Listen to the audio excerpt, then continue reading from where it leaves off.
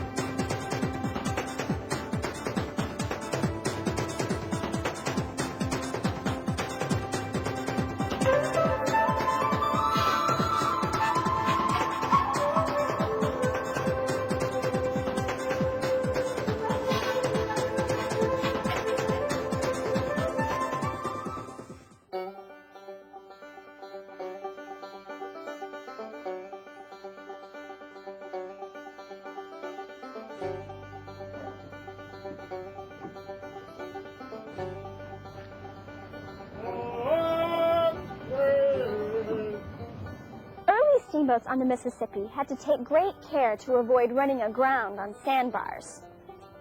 The leadsman, or leadsman's job, was to measure the depth of the river with a lead weight and continually call it out. Mark Twain! Mark 3 means 3 fathoms, which is 18 feet, and that tells the pilot not to worry. Anything more than 2 fathoms is safe water. We're approaching the town of Hannibal, about 100 miles up the river from St. Louis. Founded in 1819, Hannibal came of age as a river town in the 1840s and 50s. We're going to learn about Hannibal in the steamboat age through the eyes of its most celebrated resident, Samuel Clemens, also known as Mark Twain.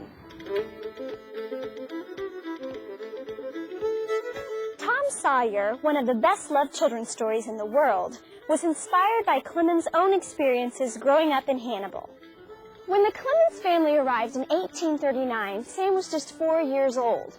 In those days, everything that happened in Hannibal was connected to the river, and the arrival of a riverboat would have brought the whole town out.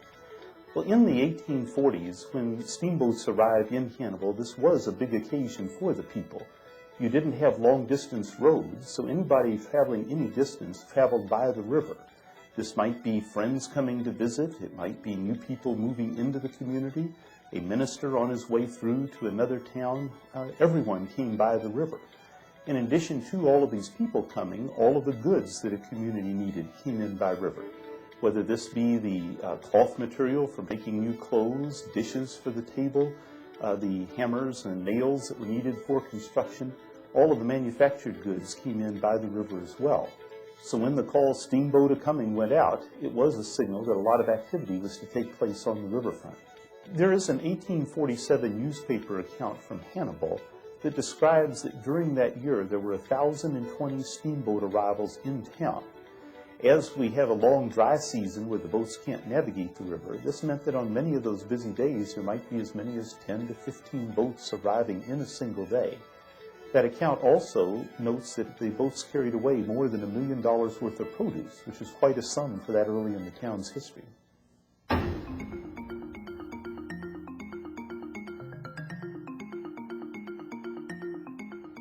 Young Sam was entranced by the river and by the steamboat culture. It's like a shimmering thread running through all his books. You know, we have this one man to thank for giving us such a vivid picture of life in a Mississippi River town. What does that tell you about the study of history? There are Mark Twain memorials all over Hannibal. Here are his two best-known characters, Tom Sawyer and Huckleberry Finn. Clemens based Tom's character on himself and Huck's character on his best friend Thomas Blankenship. Many of Tom and Huck's adventures were inspired by real events in the life of Sam Clemens. Come on, let's see some more of the town. Sam's life in Hannibal was not an easy one. His father, John Clemens, was an entrepreneur, but most of his business ventures failed and he was frequently in debt. In 1846, he was elected Justice of the Peace, and this was his office. But soon after that, he died, leaving the family penniless and forcing 10-year-old Sam to go out and learn a trade. Sam Clemens' first work here in Hannibal was as an apprentice typesetter in one of the print shops. As the youngest typesetter, he was known as a printer's devil, and part of that work involved setting the type for the newspaper. And as one stood in front of the type cases, one had to know where all the letters were and pick them up one at a time to spell out a word, then add a space between the words, then begin the spelling out of the next word, and so on until you had the entire story set in type. Well, a few years later, while still in Hannibal, Sam began working for his brother's newspaper. And during that time, he had his first opportunity to put his own writing in print. This started by some very simple news stories, but once while his brother was out of town, this gave him the opportunity to be in charge of the paper, and he started a series of stories describing the antics of a rival newspaper reporter who was very unsuccessful and ended up with an unsuccessful attempt at drowning himself. During this time, his brother's newspaper office suffered a fire, and they moved most of the printing equipment here to Mark Twain's Boyhood home, and the newspaper was actually put out from the home for a period of time. The Clemens family had moved here when Sam Clemens was about 7 years old, and he lived here through age 17. So these are those growing up years, and many of the escapades that Sam had while living in the house are the stories that we remember that are so well illustrated in Tom Sawyer. This is the bedroom where Sam and his brother Henry slept.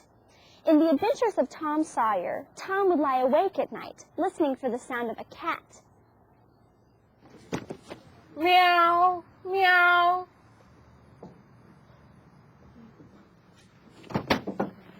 When Tom heard Huck meowing, he'd shinny down the drain pipe, and they'd be off for some all-night adventure up on Cardiff Hill or down by the river. We can only guess at whether Sam and his friend Tom Blankenship did the same.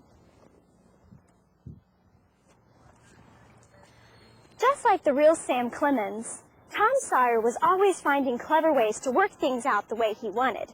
When his Aunt Polly made him whitewash the fence as punishment, he first tried to pay one of his friends to do it for him. When that didn't work, he thought of something else. By pretending that painting a fence was about the best thing a boy could want to do on a Saturday afternoon, he managed to trick the other boys into doing all his work for him and pay him for the privilege.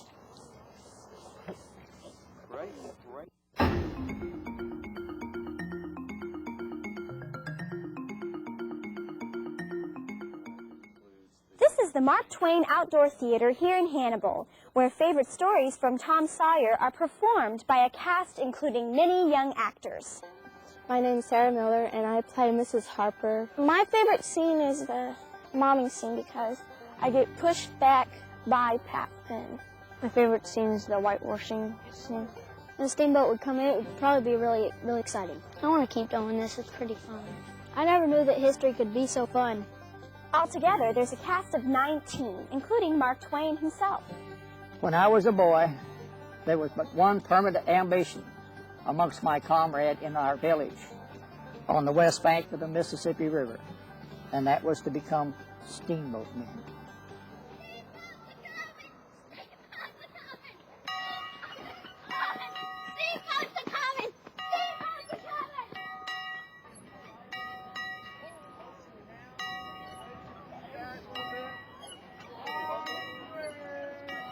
As soon as the steamboat was sighted, graves, carts, men, boys, all hurrying from many quarters to a common center, the wharf.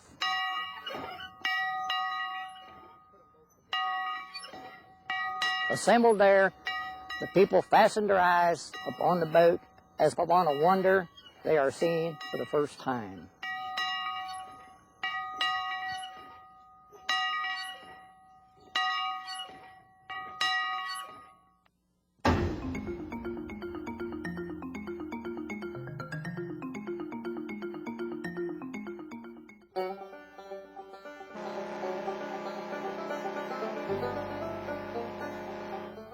In 1857, at the age of 21, Samuel Clemens boarded a riverboat and set off for Brazil. But he never made it. Instead, he achieved his boyhood ambition and started an apprenticeship as a riverboat pilot. Were it not for the outbreak of the Civil War, he might have been a pilot all his life instead of a writer, and the knowledge of our Missouri heritage would have been poorer for it. Oh yeah, and the reason he chose Mark Twain as his pen name? Mark Twain! Mark Twain means 2 fathoms, or 12 feet, a welcome sound for any pilot. Mark Twain!